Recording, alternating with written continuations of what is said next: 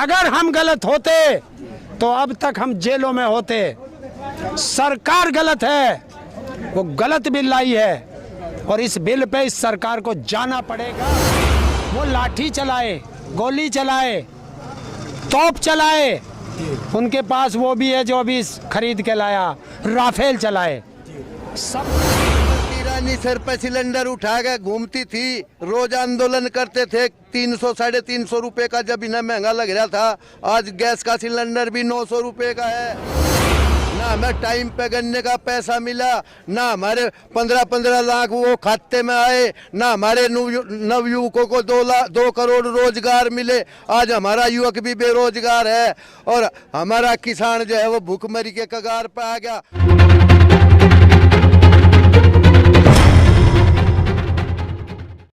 आपका नाम?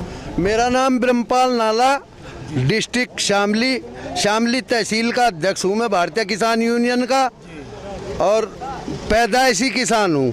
पर नाला जी, आप ये बताइए कि 2014 में आप लोगों ने सपोर्ट किया बीजेपी को, उसके बाद में जीएसटी आया, नोटबंदी आई, सारे इस तरह के कानून आते चले गए जो कि देश विरोधी थे, गरीब विरोधी थे, किसान विरोधी थे। उस टाइम आप लोगों ने आंदोलन क्यों नहीं किया, उसका एहतजाज क्यों नहीं किया? आज जब किसानों का बिल आया है, आप उस बिल का विरोध कर रहे हैं, इस सरकार का विरोध कर रहे हैं, तो आखिर ऐसी क्या बात है कि उस टाइम आप लोगों को ख्याल नहीं आया देश का? किसान को बहकाया गया। हमारा उत्तर प्रदेश में गन्ना का किसान है, उसे बहकाया गया कि तुम्हारे जो है हम 15 दिन के अंदर अंदर पेमेंट दिया करेंगे जब तुम गन्ना सप्लाई करोगे। गेहूं के किसान को बहकाया गया कि तुम्हें एमएसपी देंगे, तुम्हारी गेहूं की खरीद एमएसपी पे करेंगे।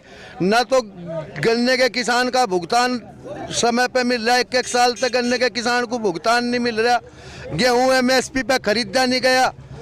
छोटे छोटे किसानों का गेहूँ औने पौने दामों में व्यापारियों ने खरीद कर व्यापारियों का गेहूं जो है एमएसपी पे गया।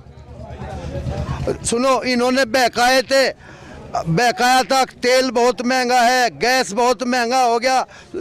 स्मृति ईरानी सर पे सिलेंडर उठा के घूमती थी, रोज आंदोलन करते थे। 300 साढ़े 300 रुपए का जब इन्हें महंगा लग रहा था, आज गैस का सिलेंडर भी 900 रुपए का है। ना हमें एमएसपी पे हमारे गेहूं की खरीद हुई, ना हमें टाइम पे गन्ने का पैसा मिला, ना हमारे 15-15 लाख वो खाते में आए, ना हमारे नवयुवकों को 2 करोड़ रोजगार मिले। आज हमारा युवक भी बेरोजगार है और हमारा किसान जो है वो भूखमरी के कगार पे आ गया। बिजली के दाम इतने बेतहाशा वृद्धि कर दी। अब पूरे देश में 35 और 40 रुपए प्रति हॉर्स पावर बिजली है, उत्तर प्रदेश में 175 रुपए हॉर्स पावर बिजली है। हमारे यहाँ उत्तर प्रदेश में योगी सरकार ने पेस्टिसाइड पे और उस पे जो है 28% जो है जीएसटी जो है लगा रखी। जो कृषि यंत्र जो एक कोई गाड़ी का अगर पार्ट्स खरीदेगा उस पर तो 18% जीएसटी। अगर खेती के लिए हम कोई पार्ट्स अपने ट्रैक्टर का खरीदेंगे तो 24% जीएसटी। किसानों के साथ, मजदूरों के साथ इस पार्टी ने, इस सरकार ने अन्याय कर रहा। उस अन्याय के विरोध में ये किसान खड़ा हो गया। ये आंदोलन जो है उसी का एक नतीजा है। मजबूर सरकार बनाई है, कुछ नेता कहते हैं मजबूर सरकार होती तो अभी तक आपकी सुनवाई हो जाती। अगर यही तो कमी कर दी, अगर मजबूर सरकार होती और अभी तक सुनवाई हो गई होती।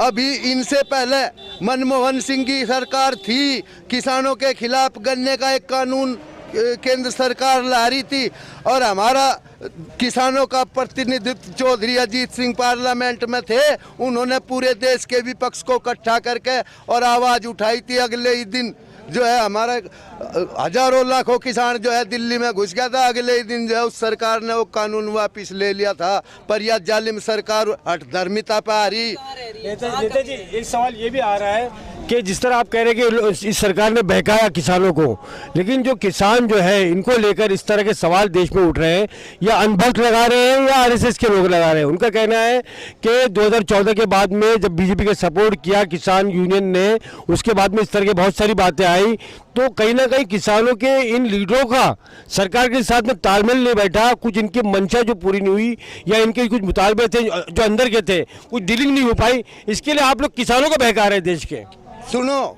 हमारा कोई भी किसान नेता ना भ्रष्ट है ना बेईमान है और किसानों का हितैषी है। हमारे हर किसान नेता जितने भी 40 हमारी जत्थेदारी किसान आंदोलन कर रही, वो किसान की आवाज़ है, उस गरीब किसान और मजदूर की आवाज़ को उठा रही है। उन मजबूरियों का जो मजबूर इन्होंने किसान और मजदूर को कर दिया, उन मजबूरियों का जो है डट के मुकाबला करा जा रहा हमारे नेताओं द्वारा। और उन पर आरोप लगाए जाते हैं, कभी उन्हें खालिस्तानी कहते हैं, कभी पाकिस्तानी कहते हैं, कभी मवाली कहते हैं और कभी जो है चोर कहते हैं, कभी रेपिस्ट कहते हैं, कभी कुछ कहते हैं। और इसका जवाब जो है आने वाले 2022 के चुनाव में तो ये किसान जो है उत्तर प्रदेश में देगा और 2024 में जो है हिंदुस्तान की जनता देगी। आप लोग कह रहे हैं कि बिल वापसी नहीं तो घर वापसी नहीं। अगर सरकार चाहे, उनके पास पूरी ताकत है, मिलिट्री है, पुलिस है, अगर आप घर वापसी नहीं करेंगे तो हो सकता है कि आपको किसी और तरीके से उठाया जाए, तो आप क्या जवाब देंगे इसका? देखिए, हम असहयोग आंदोलन है, शांति प्रिय आंदोलन है। वो लाठी चलाए, गोली चलाए, तोप चलाए, उनके पास वो भी है जो अभी खरीद के लाया, राफेल चलाए, सब खाएंगे, हाथ नहीं उठाएंगे। छेड़ दो, हम पूरी तैयारी से बैठे हैं कि शांतिपूर्वक आंदोलन करेंगे। हिम्मत है, छेड़ दे, लाठियों से पीट के भगा दे, क्यों नहीं भगाती? देखिए, चोर के दाढ़ी में तिनका। अगर हम गलत होते तो अब तक हम जेलों में होते।